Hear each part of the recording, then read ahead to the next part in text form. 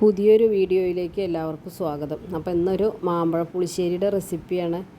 ഇത് ഒരു സ്മിത പറഞ്ഞൊരു കുട്ടി ചോദിച്ചതാണ് അത് ഇടണേന്നും പറഞ്ഞിട്ട്. അപ്പോൾ അതിലേക്കുള്ള നാളികേരം, അരപ്പിന് വേണ്ടിയുള്ള നാളികേരം, ഒരു 2 നുള്ള് ജീരകം, പിന്നെ ഒരു 5-6 കുരുമുളകിൻ്റെ 2 പച്ചമുളക് ഇതെല്ലാം എടുത്ത് വെച്ചിട്ടുണ്ട്. പിന്നെ ഇത് വറവിടാൻ ആവശ്യമുള്ള കടുക്, ഉണക്കമുളക്, കറിവേപ്പിൻ്റെ ഇല, പിന്നെ കുറച്ച് തൈര്, കട്ട തൈര് എടുക്കണം. എൻ്റെ അടുത്ത് കട്ട തൈരല്ല, ഇതൊന്ന് ഞാൻ ഇന്നലെ മിക്സിയിൽ അടിച്ച് വെച്ചതായിരുന്നു, അതുകൊണ്ടാണത്.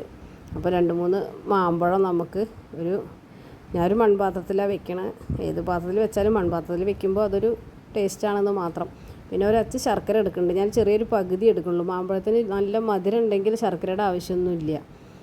മാമ്പഴ പുളിശ്ശേരി എന്ന് പറയുമ്പോൾ അതിലൊരച്ച് ശർക്കര ഇടും, അതുകൊണ്ട് മാത്രം. ഇവിടെ അധികം മധുരം ഇഷ്ടമില്ലാത്തതുകൊണ്ട് ഞാനൊരു പൊട്ട എടുത്തിട്ടുള്ളൂ. അപ്പോൾ ഒരു പച്ചമുളക് കീറിയിട്ടിട്ടുണ്ട്.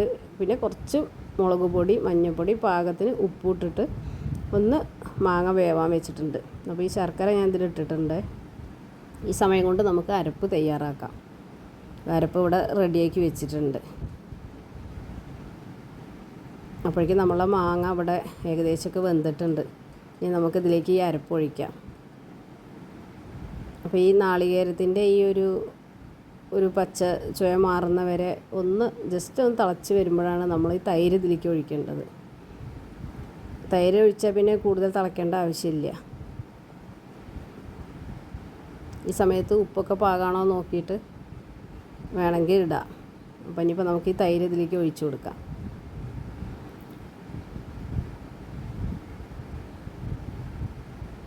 ഇനി പാകത്തിന് പുളി ഉണ്ടെങ്കിൽ പിന്നെ ഒഴിക്കേണ്ട ആവശ്യമില്ല, അല്ലെങ്കിൽ കുറച്ചും കൂടെ ഒഴിച്ച് കൊടുക്കാം. ഞാനിപ്പോൾ ഇതിൽ പുളി കമ്മിയാണെന്ന് കണ്ടിട്ട് ഞാൻ കുറച്ചും കൂടെ ഒഴിക്കുന്നുണ്ട്. അപ്പോൾ 2 കറിവേപ്പിൻ്റെ ഇല ഇട്ടിട്ട് ഇതൊന്ന് ഈ തള വരുമ്പോൾ നമുക്കിത് വാങ്ങി വയ്ക്കാം.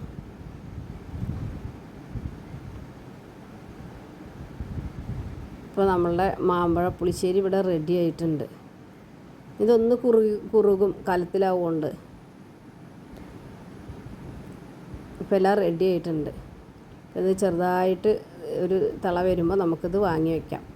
എന്നിട്ട് ഇതിലേക്കുള്ള വറവിടാൻ വേണ്ടിയിട്ട് ഒരു പാൻ അടുപ്പത്ത് വെച്ചിട്ട് അതിലേക്ക് ഒരു തുള്ളി നെയ്യ് ഒഴിക്കുന്നുണ്ട്. ഞാൻ നെയ്യ് ഇഷ്ടമില്ലാത്തവർക്ക് ഒഴിക്കേണ്ട ആവശ്യമില്ല, നെയ്യ് ഒഴിക്കുന്നുണ്ട്. ഞാൻ ഈ മോര് കറിയിലേക്കൊക്കെ നെയ്യ് ഒരു സ്പൂണ് ഞാൻ ഒഴിക്കാറുണ്ട്. അപ്പോൾ കുറച്ചേ ഒഴിച്ചിട്ടുള്ളൂ. ബാക്കി വെളിച്ചെണ്ണ, കടുക്, വറ്റൽമുളക്, കറിവേപ്പിൻ്റെ ഇല ഇതിട്ടിട്ട് നമുക്കിതൊന്ന് വറുത്തിടാം.